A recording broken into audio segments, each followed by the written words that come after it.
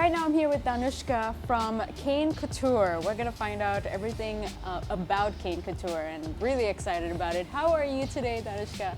Quite well, thank you. Okay, I'm going to get to know a little bit more about yourself. So tell us about how it all began.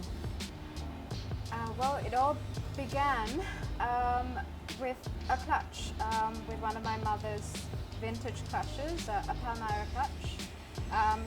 4.5 years ago, I was working in the apparel industry, and I always like to go into a closet and use vintage pieces. And so at that particular moment, it was well worn, and I thought, I made the assumption that it was local, and I wanted to get a replacement.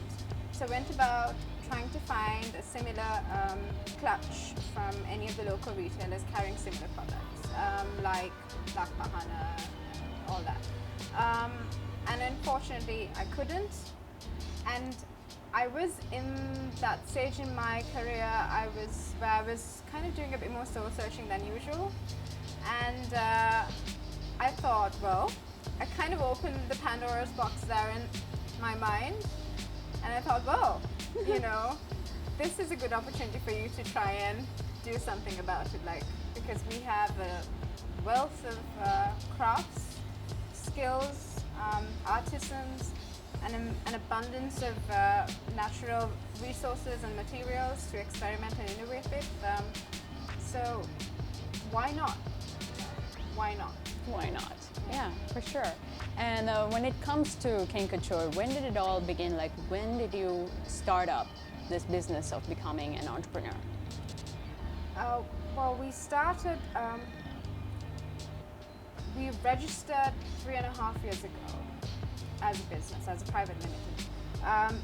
But the journey to becoming this, the journey to actually creating this brand was way before that. It started before that. It started from that opening of the aha moment to actually then doing a lot of research. Are there brands similar to it? And there were, outside of Sri Lanka.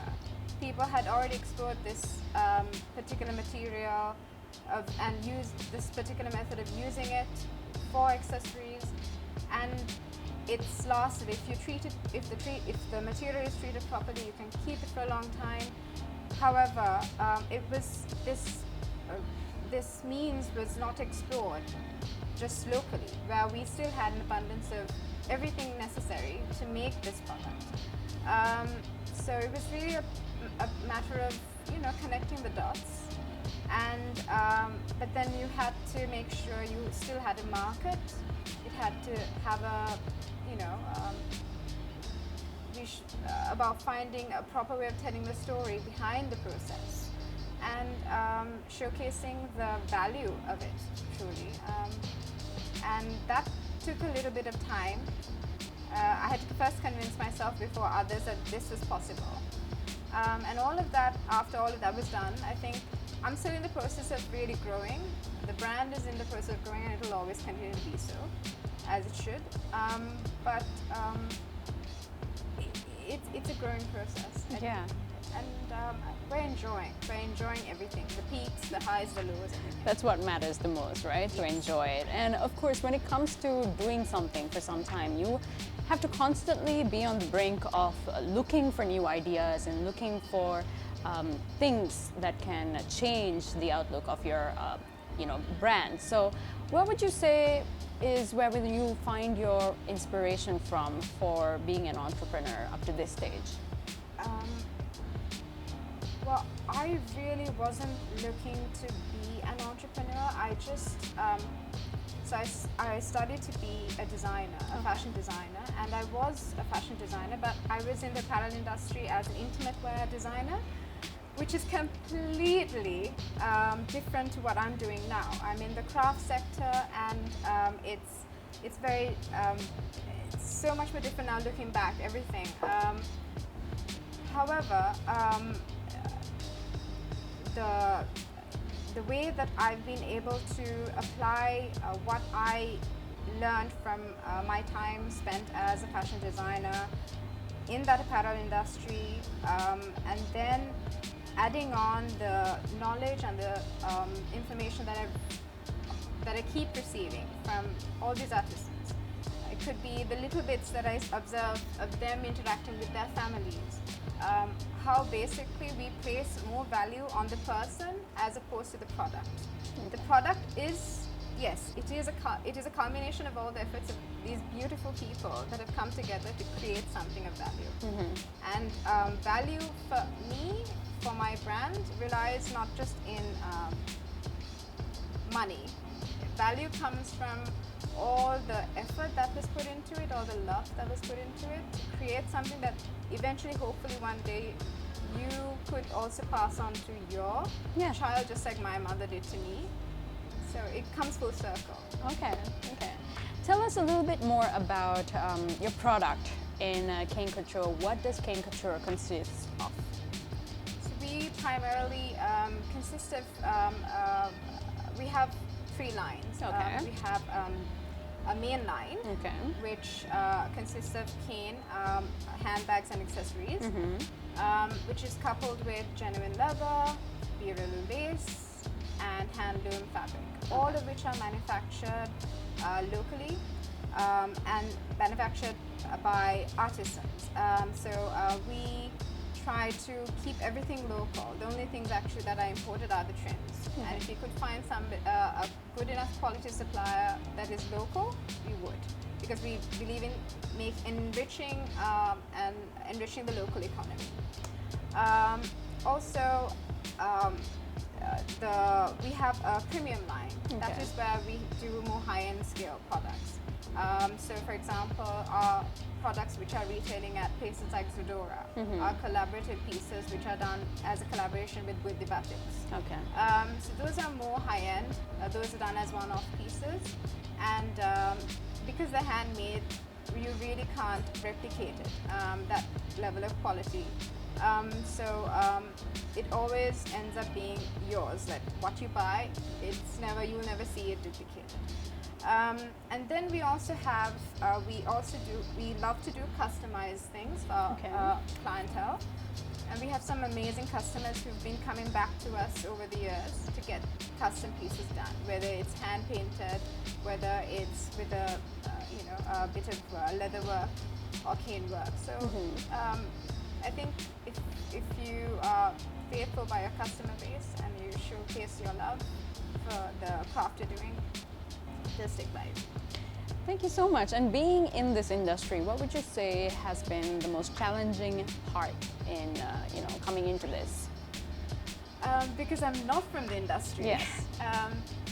It's just that, actually. It's just that. It's just that. The fact that I was not a trained artisan. I was trained as a fashion design student, and I immersed myself immediately as a design student within an apparel industry that focused on fast fashion, on mass production, on a lot of things that I am not for now. Yes. I don't believe in it because I've seen the other side of it. I've seen the pros and the cons, and I know better now.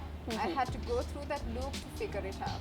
And I think we all need to. We need to go through that cycle of understanding what we should do, and in order to understand what we should do, we have to do it first. So we figure out, okay, we can do it better. And then and that also takes a certain amount of time, and that's what I'm doing now. I'm figuring out as I go. I'm not there yet. I'm sure I'll keep going, I'll keep falling, and that's why I always embrace people's feedback. Customers who come to us, get things done, and I love it when they say, we'd love something like this, or could you add something like this? And people keep reaching out to us about men's products, and we're trying to get there. This question is for our venue sponsor, Colombo Cooperative, providing modern workspaces and for companies of all sizes. What would you say is your number one value in business and in life? People. Without people, you wouldn't have products. And people also help to drive sentiment and every other kind of value addition that we add on to the product. So if you don't really accrue sufficient value to the people behind making the product, or behind the making of the products, then you are not really doing, you're doing a disservice by it. You're doing a disservice by the brand, by the product, by the people. So you start to respect the people making it, their hands, their faces, them. You will be doing, I think, justice and adding proper value. It's the same principle I apply to my family, my friends, all my loved ones. If you love somebody, if you care for them, show it. Show it. Speak up. Say something. If you love your country, say it, show it, speak up. And add value. What you feel, please, step up and show. And but understand, have your priorities straight, because people, whatever you see, whether they say it's man-made or whether it's everything is handmade. Somebody somewhere, there's a person behind it. What you see, the products around you. So accrue true value to the people, and you will immediately end up enriching your lives and their lives in the process. Dhanushka, I already think that you have given a bit of information and a bit of advice already, but this brings us to our final question is, a lot of people, a lot of young people trying to start up their new business, they have their hardships, they sometimes give up. What is one piece of advice that would you give out to the young entrepreneurs out there trying to make a name for themselves and trying to build a brand just like you have? Considering the prevailing situation, but even then as a whole, the one piece of advice would be hold on. Hold on. Hold on. It's going to be a tough ride, but if you hold on, it's going to be okay. Yeah. And for you to hold on, there has to be something driving you, and I think passion, commitment to your goal, your dream, and being positive, being able to look at things glass half full is absolutely essential. So hold on, it's going to be okay, but remember why you started what you started, so even when things get tough, you will still be able to see the positive side of things. There you have it, Dhanushka from Couture. Thank you so much for being with us today, and good luck for your future endeavors. Thank you. Thank you for having me.